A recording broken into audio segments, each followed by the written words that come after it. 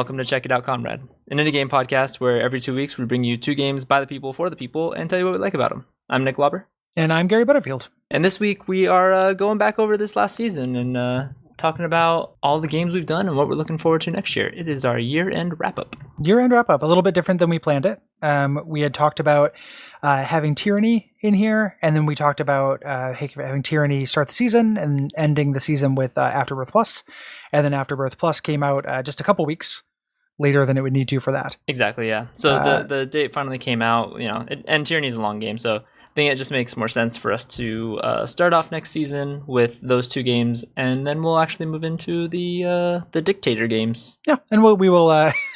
That's not the best way to. It's just Papers, Please 2, Papers, Please 3, Papers, Please 4. Yeah, the dictated games or the requested. I like calling them the Comrade Dictators, though. I think that's actually it's cute. It's kind of funny. So we'll talk about that at the end. We'll talk about what we have to look forward to for the first half of the year, next year. So, thanks to everybody who donated to Duckstream 2016 to make that happen. So, Nick. Yeah. I'll ask you a question here. Sure. Looking back on games that we did last year, what would you say let's get the poison out. What is the biggest disappointment? Something you were looking forward to and didn't end up liking that much? And we had, we had some plans with the questions and the like, but we are also kind of looking at the games and stuff because we did a lot of games this year. Yeah, and we didn't want to. We wanted you guys to hear our full reactions. So, I think actually, there's a couple that are pretty disappointing. But I would say probably the biggest disappointment was Quadrilateral Cowboy. It feels but descriptive wise on paper it sounds like it's something that's going to be really good for me. And as we made quite clear in that episode, it was not. And before that, I hadn't played any of the Blendo games, so I didn't really know what to expect. And then it became clear that if I knew what Blendo games were, I probably would have known ahead of time that it wasn't going to quite live up to expectations there. Like weirdly, but it's the first one they've done that's like super gamey. Yeah, it is the best one. Well, he's got what is it? Adam Zombie Smasher, which I haven't played, right. But Will, my old roommate, and a guest on our live episode, is a big fan of. So that's apparently supposed to be a pretty neat game. Okay. He does some that are explicitly like gamey games, and then he has this kind of art games, and this is kind of bridging the gap. Yeah, didn't quite work for us. Yeah, I did not like that game either. But it's hard for me to say it's the most disappointing because it wasn't like made for me. Right. Like that seemed like it was going to be like, oh, this is an adventure game with like programming elements and hacking aesthetics and stuff. That sounds like a Nick game. Right. But was not. So can I try and guess yours? Yeah. Because there's a couple, but I think probably the one that would have been the biggest disappointment for you might have been Firewatch. Yeah. Yeah. There we go. Good guess. Because the other thing, like Oxenfree, was built up for me. Quite a bit, and that's another guess. But I feel like Firewatch probably you yourself looked forward to more. Same thing with Magic Circle would have been a good guess too. Yeah. Because I'm looking at that, and those 2 episodes happened like it was it's a rough month. And Dark Mouse, right, with Firewatch too. Yeah. We're gonna do Dark Mouse for a Bonfireside Chat, and I'm nervous about it. But Firewatch I had really really high hopes for, and it's weird because it's ending up on a lot of Game of the Year lists, and I don't get it. Like I was really expecting, because I love Gone Home so much, and it's not the same people making it, but it's like the same kind of idea and deals with some of the same issues in that it's not about fighting elves, right? Smiting workkin. It's about relationships and stuff. Until like all of a sudden it kind of isn't. And I've tried to do something I do when I don't like a game. I did this with Oxenfree, and I did this when with Undertale. If I don't like a game, I try to figure out what the best like argument for it is, because I assume that there's a good possibility I'm missing something. Right. Magic Circle as well. That's something else I did. I was like, what are the best arguments for these things I didn't like? And the best arguments in favor of Firewatch is that it is about like the double-edged nature of escapism. Like the idea that you get away from everything, and that can be a bad thing and a good thing. And I'm into it. Right. I think that that theme, and I was into the kind of setting and stuff. Voice acting's phenomenal. But the actual narrative that they used to get that across just felt like really clunky. Like if I was reading it in like a work class, I would just be like, oh, this like third act thing comes out of nowhere. Yeah, it needed to be workshopped a little bit more. That's how I felt about it. And it's weird because I know people who worked on it tangentially, but I know very well people who are very close to the people who worked on it. Absolutely, yeah. So it's like I could theoretically find that out, but I also have that feeling of being the last, the only person on Earth who doesn't like that game. Right. So I could just be like, ask one of my friends and be like, man, what's, is there like a story there? And they're like, no, it happened perfectly. What are you talking about? and then it's like, well, maybe, maybe it's just me, but it did not work for me as well as I wanted it to. Right. And part of that is my expectations. So I will admit that it was like part of it was that high hopes. Totally. Because I did have some high hopes. It is beautiful. Yeah. But so Nick, what is so out of games that we did for this year, what would you say is like the biggest surprise, like something you knew nothing about going into it and came away like really pleasantly surprised? I think that's probably going to be Momodora. I knew nothing about that game going into it, and it turned out to be just really, really fucking good. Yeah. I mean, we talked a lot about it, and you guys are going to talk about it even more on Bonfireside Chat, but it's just an incredibly solid RPG platformer with Dark Souls elements, and like I think we picked that up on suggestion for various people, and what a perfect, like, I can't believe that game has so little press still. Yeah, that's been championed by a lot of people. I don't know if this is the person who specifically brought it to our attention, but Brian Wade is a huge advocate of it. I think he might have bought us copies, if I remember correctly. Like, I think that's actually true. Yeah. Like, I think he made this happen. He was the change he wanted to see in the world, because he got us to do it, which got me to do it, which means being cool, they're going to do it. Yeah. Good job, B Wade. Yeah, B Wade is always good job with B Wade. That would probably be my answer as well, because I didn't know anything going into it. In order to not have the same answer that you had and talk about other stuff, I'll say Neon Struct. Yeah, that was another real good one. Which that was like a real surprise, because I kind of knew that it was a little bit of like a stealth vent 'em up kind of thing, and it had a neon aesthetic, but I didn't know how well it would commit to that. I didn't know anything about like how much the soundtrack would be additive to that, which is something that's like been at least like a weekly listen. Yeah, since we did that episode. That was definitely the big breakout from that for me. But like even though the game, I talked about it not quite filling the void that I was looking for in it, but the soundtrack of that game is so fucking good. It's my soundtrack of the year. It's really like good. I like it more than the Abzu soundtrack, which is also really good. That's true. And Enter the Gungeon, which is a really good soundtrack. Like, it was a good year for soundtracks. Totally. I like that. I like a soundtrack from like a band. Yeah. Like that quite a bit, and all diegetic music and stuff. Give me the Hotline Miami 3 already. Yeah. Just for the soundtrack. I don't just even give me a game. Just release the soundtrack. Yeah. So that was a big kind of a big deal. Yeah. To me, and it also it was one of those things too where we got to the point where I stopped playing it because we had to record, and I very easily could have just like not done it, and then when I stopped, it got like better. Like, if you listen back to the episode, I feel like I'm at the end, I'm like, yeah, I'm at this weird part where I've gone into my own head and it's kind of weird. Right. I don't know where it's going to go. And it ties together pretty well. It's a really great example of something that I always respond to, which is like a modest game. And I think the first time I really noticed that was way back in season 1 when we did Shadowrun Returns, the first one, where I'm like, this is a game that's not setting out to change the world. Right. Absolutely. This is just, that was definitely a comment we had about it. Was it knew its audience and knew what it was trying to be, and just did it. And that's what this does too. It's like the scope is kind of limited, but it does the one thing it's going to do. It does it really well. It does it for like 7 hours and gets out. Perfect. Really, really, really liked it. Yeah. But in that same vein, what did you go back to that you? I mean, that was one of them. But what else did you, after recording, continue to play? I'm taking a look. A lot of stuff I didn't go back to other than Neon Struct. A lot of stuff I actually, if I thought it was going to be important, I made the effort to beat it beforehand. Not everything, but I did kind of my best to. So that is, it's kind of hard to say. It might be nothing. There are lots of things that are planned to do. Right. But it looks like the things that I really wanted to play, I either actually beat it before we recorded, or I haven't gotten back to it but still want to. Right. So like first, so I can't really answer that with anything. So the answer is none. No, you can say what you plan to go. I think those are in the same vein. I really want to. So the first show we did this season was Under Rail. Yeah. I've always planned to go back to that. I just haven't. I definitely want to keep playing Witcher 3. Which Dark Souls 3 and then Neverwinter Nights 2 for Watch Out for Fireballs kind of destroyed my fall. Doing a 70-hour game in there. That was really good, but kind of draining. Right. But those are the two big ones that I really want to go back to. Enter the Dungeon, I've kind of just I came away from it thinking I'd go back to it, kind of eventually cooled on it a bit. I think that during the episode I was more impressed with it, and I just don't know if I want to do that kind of iterative, frustrating, thing right now. But yeah, I echo you on Gungeon quite a bit. I think I played it for a little bit longer after we recorded the episode. I kind of thought that it was going to take the Isaac spot in my head for a bit. It felt like it was going to, and I think the difficulty curve on it just proved to be too much for too little reward, too little breadcrumbs to keep me going along and putting up with the difficulty, I think. Yeah, that's very similar to how I felt about it too. Yeah.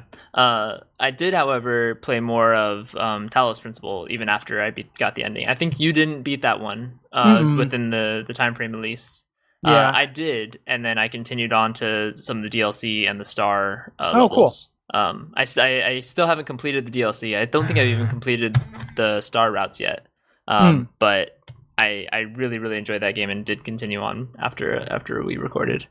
That's awesome. Yeah, I was going to ask about that. And the DLC is good. Yeah, I mean, I've heard more than I've seen of it so far, but yes, from my understanding, it's more of the same. Difficult puzzle, really great. If let's say there's like a game that we did this year, or like an indie game you played this year, even if we didn't do it for the show, which will segue into the next thing I would say, and you could like press it into somebody's hands. Like, it doesn't necessarily be your favorite, but like, what do you think is the thing that's like the criminally underrated thing we've done, where it's like, I can't, Momodora is a really obvious answer because we talked about how it's unbelievable that game doesn't get more press. What's something if it's like, man, play this, dude. Dude, just play this. Like, Superhot's framed for that. Superhot is definitely pushed this off onto other people, and I think it's deserving of that. So that's probably one. And I've heard there's a Superhot VR now, which as not excited as I ever VR stuff, Superhot sounds like a really good execution. Yeah, I would say something very similar to that. I thought so I was going to go for it because I thought you would go for like Factorio or something. Yeah. And but I was going to say Superhot because it's out of everything we've done this year. I think it is the easiest to like. Yeah. Like, it doesn't mean it's necessarily the best. Like, I really love it. Like, love that game. But it's like so easy to like, I think. Yeah. Oh, and that's kind of the problem with Factorio, actually, is that it is so uniquely fitted to a certain type of person that I think I would be torturing most people I would try to suggest that to, unfortunately. I love it, clearly, but yeah, that's not something I think I can safely push onto people without losing some friends in the process. If you're losing friends over that, might be a little bit much, but yeah, maybe. I guess that makes me think too. So like, Factorio is a game that I recognize as being very good, but not for me. Mm-hmm. Is there anything that we played this year that you had the similar experience with? There definitely was the like Copy Kitty, and there was something else that was also of that kind of Mega Man. Oh, you don't mean they bleed? 20XX or they bleed pixels? 20XX. So we played 20XX and we played Copy Kitty, both of which I can see the merits of for someone who's a Mega Man platforming type person, even though neither of those games super appealed to me. But I could see them having a fan base of people who really enjoy them. Yeah, I can get down with that as well. Even though I enjoyed both those games for what they were. Yeah, I think you enjoyed them more than I did, even just in the time frame we played them. But I can still see the positivity in them. Yeah. We're doing Mega Man 2 and 3 for Watch Out Fireballs, which I'm playing now. Nice. And it is one of those things where I love it and it works for me. I think it'd be crazy to say there's no bullshit in those games. Like, there's a little bit of bullshit. Yeah. And I can see that being a turnoff for somebody who wasn't like raised on it. I think that's pretty much the downfalling of those games for me, is just I didn't play them in an early enough time in my video game development where they just feel wrong. They don't platform the way I expect platformers to platform. There's a weird way of playing those games again has made me think about a way that you can divide games that I hadn't thought of before, which is into camps of mandatory and non-mandatory damage. Mm-hmm. So like Mega Man, you have to take damage, right? Like guys like trap you and stuff like that, and they give you frequent health pickups to make up for it, which is similar to like Halo or something like that, where there are hit scan weapons and your armor regenerates and you pick up health things. Yeah. As opposed to something like Dark Souls or like Castlevania, where it's like, or Odalis or, Volgar the Viking or something like that, where very skilled play can make you prevent taking damage. But healing is a little bit harder. which is something like similar to like Doom. Yeah. Doom, it's not hard to heal in Doom, but you like skilled play, you can avoid taking damage in Doom, right? In a way you can't in like Call of Duty or Halo, and that's kind of a Mega Man Castlevania split, or even like a Mega Man Mario split. Totally, like, yeah. It's pretty easy to get through. Mario, at the most you can get hit twice if you have full power ups. So it's pretty easy to get through a Mario game with skill to not getting hit. And strangely enough, I can see that being part of the recipe of what doesn't feel right about Mega Man.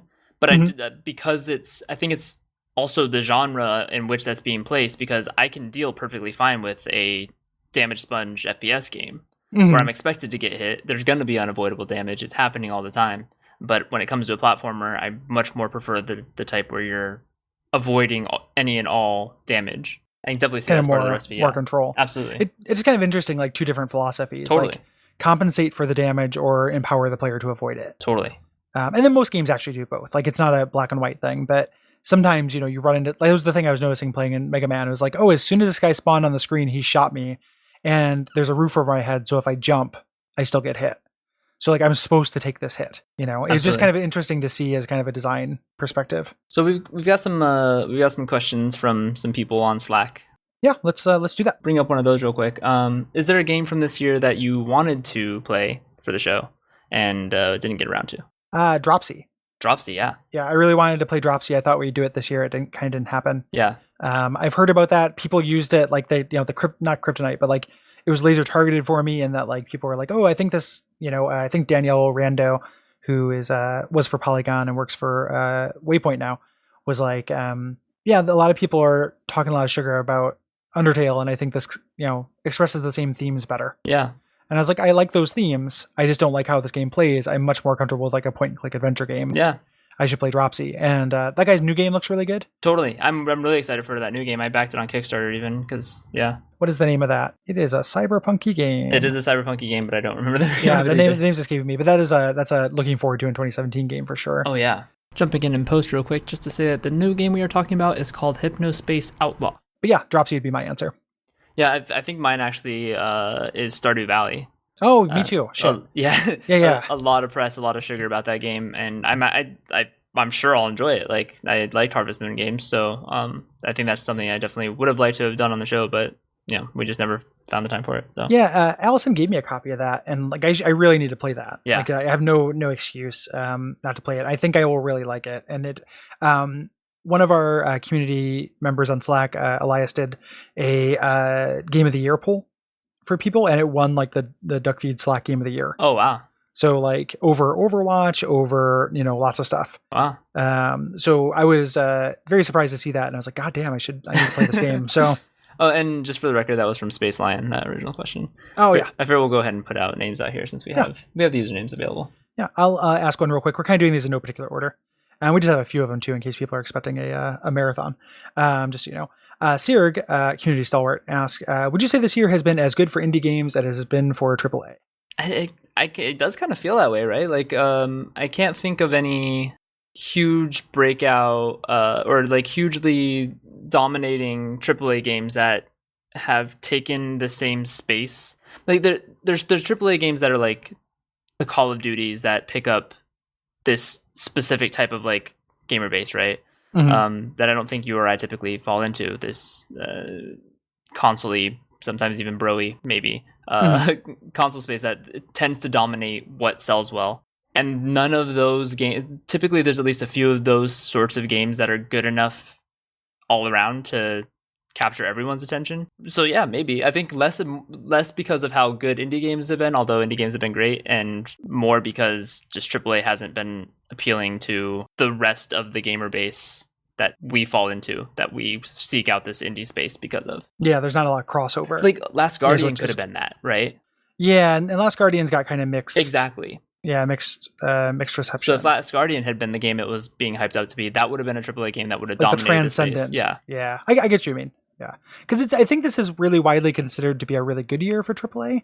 But I think that, to your point, is like there's not like these breakout crossover kind of things. Mm-hmm. Yeah, exactly. And I would probably agree with that. Like there's not Last Guardian ended up having that thing. I mean, the whole year of games, when you would include all of AAA, makes it more difficult to consider the whole scope of it. But there's a lot of stuff that is really well received, and a lot of stuff like surprisingly, it's rare that a year will come out where it's like, oh, like I really loved Deus Ex, the new Deus Ex, and Dishonored 2 is probably my favorite game this year. Right. So like there's, and then Dark Souls 3 came out, which I have problems with, but it's not like it wasn't excellent. So there were a lot of really good big games this year. For me, it was like one of those things where it's kind of similar to what you're saying, but a little bit different, where a lot of that stuff just kind of passed me by. So some of the, like Battlefield was really, really huge. That sold really well. I don't care. Overwatch was really, really huge. I don't care. Like there were a lot of things where these were really big games and it just didn't do anything. Final Fantasy 15, I'm super skeptical about. Yeah, don't care. And yeah, like I kind of care, but not that much. There's Pokemon, I guess. Pokemon was really big. That's, and I do care about Pokemon. Right. There's a couple things I do care about, but I did have a feeling where I can't answer the question exactly because other than those couple of examples, there's lots of the stuff that kind of left me behind. Right. Which is fine. It doesn't mean it's bad stuff. It just means it's not for me. Well, there's also a thing this year where there was a lot of AAA flops. Yeah. So there were those really well considered games, but then there's also things like The Division, which I understand like really underperformed and kind of got critically slammed. Watch Dogs 2, which like underperformed. So that is like a consideration as well. Absolutely. And it wasn't, last year where there were some kind of huge successes like The Witcher 3 and Fallout 4 and stuff. And this year didn't have those kind of tent poles, so it's like the weird, like it's like the two capital A's and a lowercase a, or like the two A's and a B gaming space, where something like, oh man, Hitman also was a huge hit and I really want to play that. Oh yeah, I actually really want to play that. I haven't played any of the Hitman games before, but I've watched enough videos at this point that I'm interested in the series. It's really up my alley. I played a little bit of the first one, but not that much, and we're going to do Blood Money at some point for off. But I really want to play the so there's stuff I really want. Like it's hard for me to call it like a failure. And then like, in the indie space, there's lots of stuff I missed, like a lot of things that were big indie games I either knew I didn't have any interest in, so like The Witness or something like that, right? Or like there are a lot of VR stuff that people were really into, and I still can't bring myself to get that excited about VR other than super hot VR. So like everyone is just like, Thumper's amazing, you'd love Thumper, and it's like I think you can actually play that without VR, but it's a VR game, right? And I just like I'm not going to buy a really expensive thing for that, and I am skeptical of it in general. Which is going to continue to be a thing for the show. Like if the show continues as it is now, like more and more games are going to come out like that, and there's just going to be either this blind spot or, it's going to be like a $800 bullet biting exactly for us to both get like Vives or whatever, and like 800 like a piece. Like that's not even yeah. Like or like I don't know how much there's a way to get one for like $400 to $600, but they're expensive. We're listener supported guys. We can't afford that shit. Yeah, exactly. Like, I mean, yeah, it's, we don't, that number on the Patreon might look big, but it costs a lot of money to run the network too. So like we get smaller slices of that than you might expect. So to return to the question itself, I guess I feel like their AAA and indie games are on a real equal footing this year, but in totally separate columns. Yeah, I think that's fair. I think that's probably good. So WeGraph, ask a couple questions here. I'll get started with this first one. I'm reading from the bottom because that's how I read things. Sure. What do you think the games we played this year say about where action games are headed? Indie action games are headed. This is a tricky one to answer because we play stuff that isn't new. It's a lot of times. But if you look at the stuff that we played that came out this year, it's all over the place. Yeah. So like Momodora is an indie action game. Superhot is an indie action game. Something like Odalis is an indie action game, which I think actually maybe came out last year. I'm not totally sure. Yeah, I think you're right. Yeah. Slayer Shock is kind of an action game. There's a lot of stuff that we did. Westerado could be called an action game. I mean, that's not strictly true, but I guess that's probably not true at all. But we played stuff that's kind of all over the board. I think that like if we were more specialized, I could answer that. Right. I think that there will be, like we said, the super hot VR. I think, and Thumper, which I mentioned, I think that will be a direction that these things go into because VR only really makes sense for indie. It's there's not a big enough install base for big developers to want to put the money into having that kind of sunk cost. Absolutely. Like when they put out things like Batman VR, that is a very short game. A lot of people really liked it, but it's not like it didn't have the budget of like an Arkham game, or like a brand new, Gigantor game. I think if I had to, like, I could pick out a theme I'm excited about, and that is that the Dark Souls inspiration is becoming more and more blatant. Yeah. And it's being utilized in better and better ways. And if that trend continues and we get to see the indie space take on evolving that theme, because they're gonna run it dry pretty quick. I mean, I think Dark Souls 3 is a pretty good sign of this is not something that can pull its own weight forever, sustain forever. So as the indie space starts to take on how much love the Dark Souls series is getting and starts to iterate on that, we're gonna get some real cool action indie games out of it. But what actually came out this year, I think, is a weak preview of what's to come more than anything. And that's already happened and it's gonna continue, I think. Yeah. I want to see the Dark Souls clones that are not Dark Souls but 2D, or Dark Souls with just a different axis. Exactly. So like overhead, side scrolling, or isometric Dark Souls, which we've had lots of. I want to see one where it is either like a weird way. I want to see a well done Lords of the Fallen where it takes the new ideas from that. Like the timed hits to recover stamina, stuff like that, like tweaks to it. And that's a little bit what Nioh is, which is not an indie game, but it takes those kind of those new ideas and applies it to where there's more to the idea other than just switching the camera angle. Yeah. On Souls combat. I would agree with that. I want to see that. I think go ahead. I was just to say, I think that this year we're mostly seeing people trying to figure out how to implement what's already there. And we need to get past that and into, okay, now how can we make this unique and special and take it to another level? Yeah. Yeah.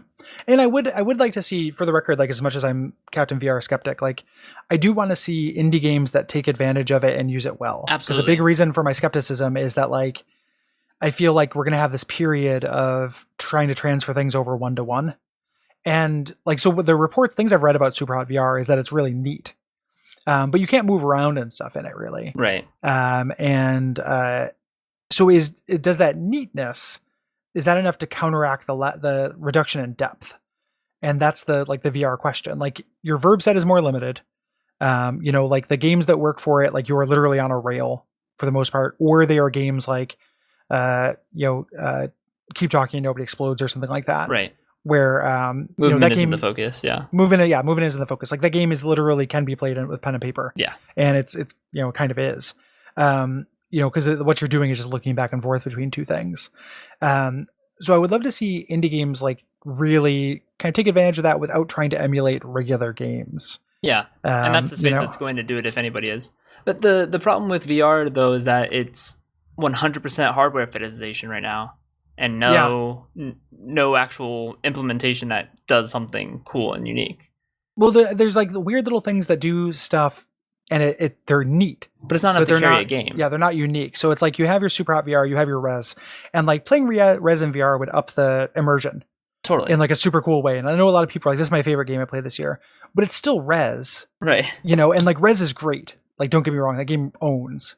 But it's like the what you've added to it is like, it's cool, but it's not like fundamentally a new mechanic or fundamentally a new kind of system or anything like that. Yeah. And we get what VR adds. We're just trying to see how much it's taking away still.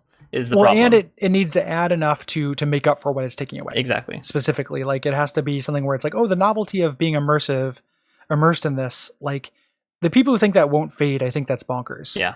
Like, of course it will fade. Like people used to be scared of the train coming at the TV. And then, right. Now it's like, you watch like screamer videos on YouTube. Like, now we don't think like we're in danger of a 2D image. Right. At some point that thrill will fade. Totally. And there needs to be like fundamentally good games there. And that's kind of weirdly, I'm just not seeing it as much as I want to be fully on board. Yeah. With you. Yeah. My Sinclair on Slack has a couple questions. First, Nick, what are your Nick's picks for 2016? Well, in terms of games, I think we'll get to that later. But various other picks. My favorite flavor of coffee creamer is vanilla. Mm-hmm. My favorite object on my desk currently is my nice little USB stick. Mm-hmm. I didn't plan for Nick's pick, so unfortunately, that's about as far as I can go. But you get the idea. Excellent. And what has, and I'm kind of paraphrasing here, but what's aged well in your mind? Like, what did you play and, we're like, this is good. And then later you're like, you know what, that was really good. Or we're like, this isn't great. And then you've thought back on it and been like, oh, maybe it's not actually that impressive. Right. Well, I think what feels better looking back on it, Neon Struct, I think, like as I said, like it didn't come on to me very strongly when we first played it outside the soundtrack, and like looking back on it, I'd still appreciate what it is. And I want like when we went back into Slayer Shock, I was like, man, now I see that he was doing something good with Neon Struct, and I wish he'd go back and further refine that. Like that is the version of that with more systems on top. Exactly. Yeah. And more. Yeah. Like I wanted a better Neon Struct instead of what we got with Slayer Shock, because Slayer Shock just had me aching for some of the mechanics in Neon Struct. So I think that one probably fares better. Is the one that fares the most improved looking back on it. The one that fares the worst might be Gungeon at this point. The fact that I was really excited about it when we were playing it for the show, I think, and I was seeing that how much there was, like the little hints it was giving me of unlockables and secret levels and stuff. And then when it couldn't hold my grasp, I think I fell on it pretty hard. Yeah. So both games we brought up already, but I think those are the two that most aptly fit the question. No, it's good to. For me, one thing that I think about in this, and I like this when we played it, but one of the things that I think is more impressive the more I think about it, and this is, so two things.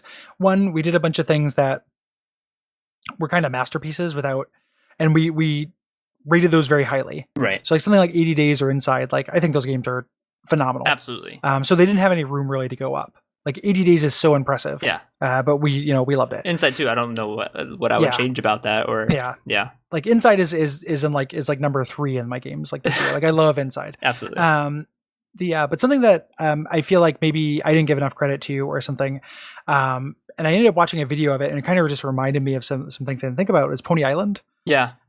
Because a lot of the stuff it does is stuff that like everyone flips their shit over.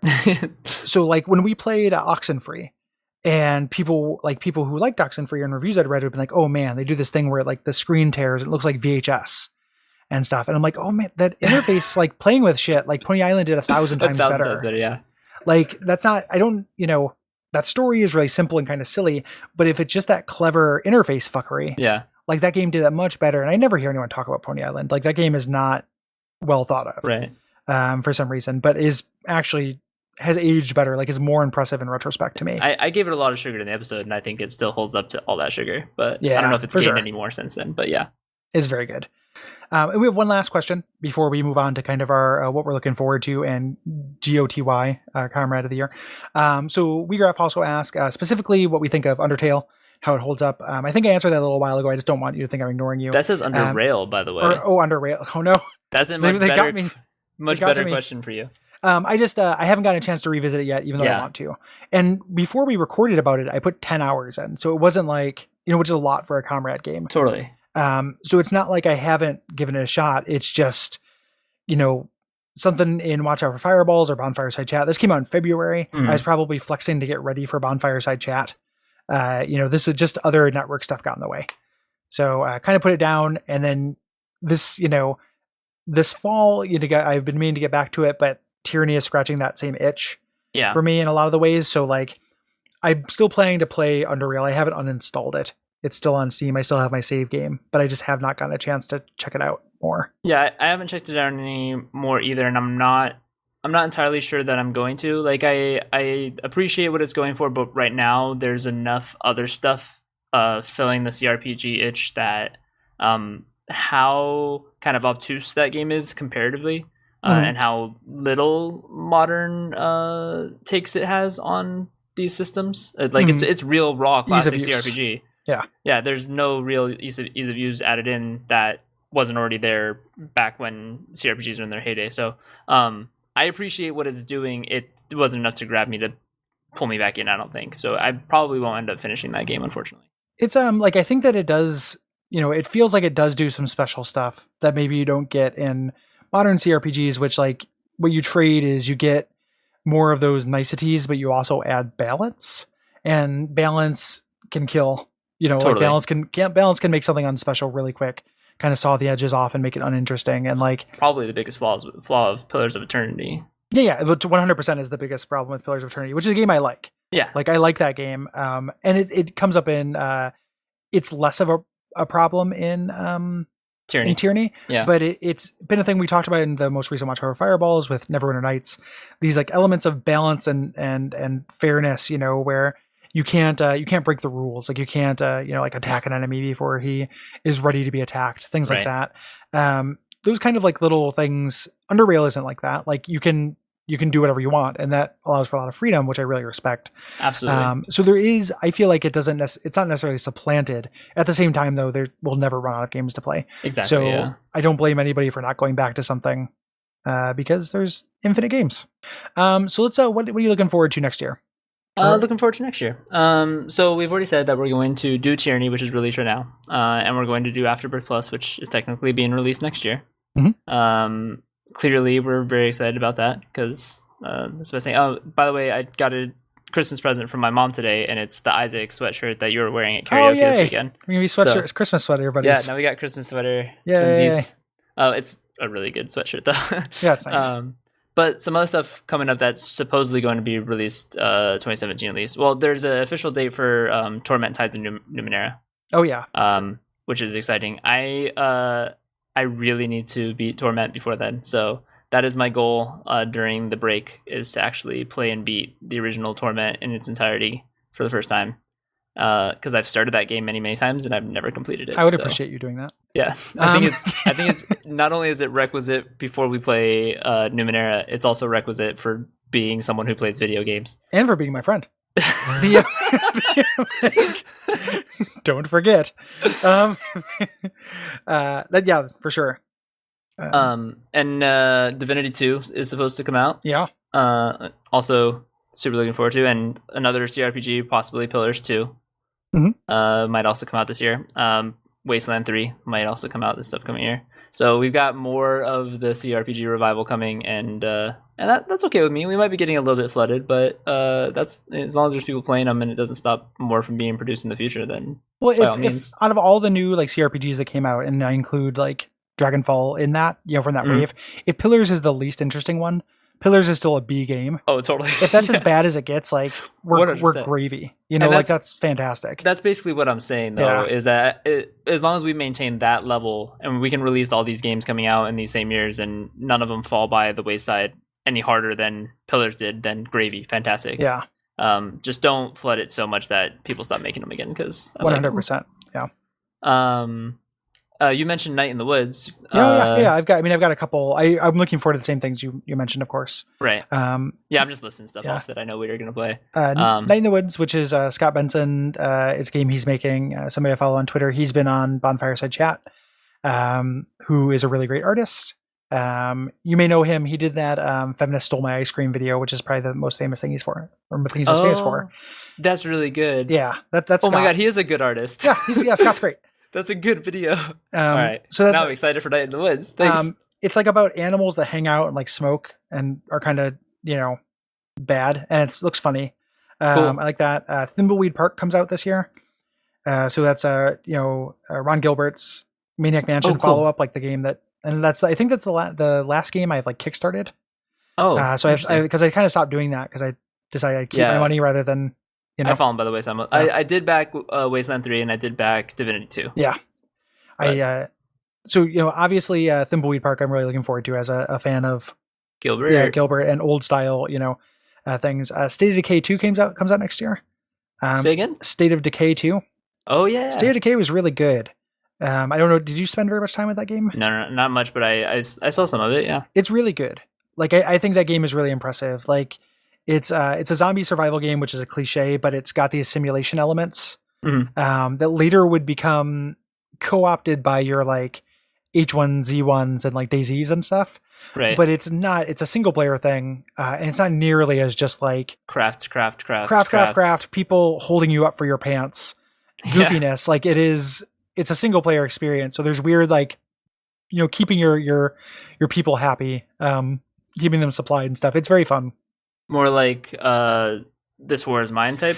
Yeah. This War of Mine? Yeah, like less, a little bit more, less grim than that. Right. But you still like, you face hard decisions. Like your people can be starving and you can go into a area that's, really scary and you don't want to go there. It's very dangerous because your people will starve if you don't.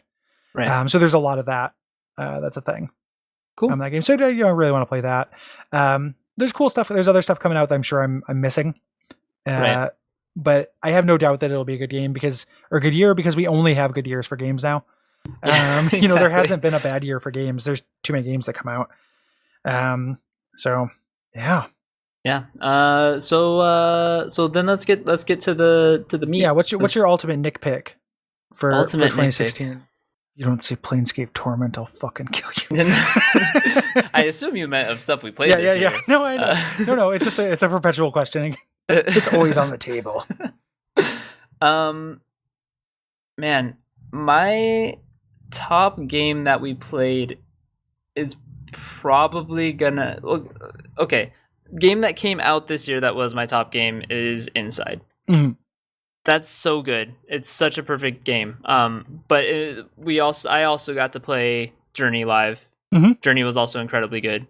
I was really happy about that. And then I think Factorio takes the Nick game pick of the year. That's Nick's ultimate pick.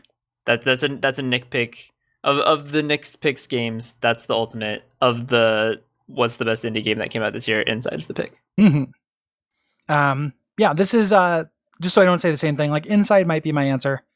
Oh, that's fine if we say the same thing. It's a good game. Honorable mentions. Like the other thing is, and Witcher 3 might be up there, even though it's not an indie game. If I beat it, because I really love that game and everything. I love it too. But the other thing I would say is Momodora, because I love that game. And I'm really looking forward to playing it again for Bonfire Side Chat. I know not everybody listens to this. Like I know people on our Slack who are just like, why?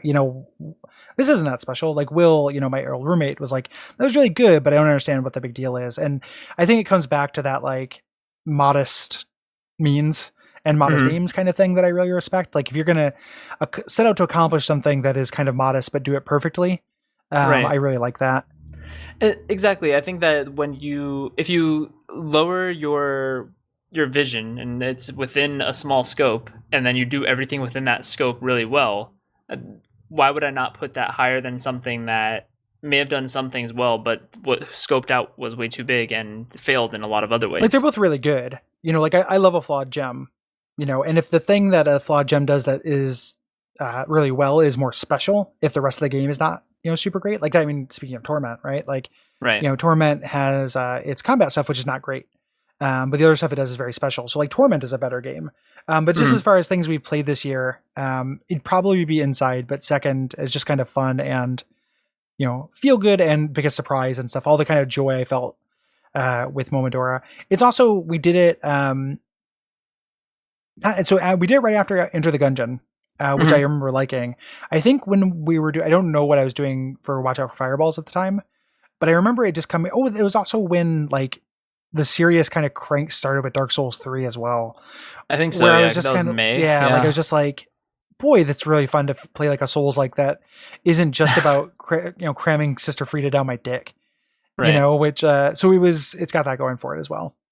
Totally. Yeah, but like Inside would probably be the real Inside.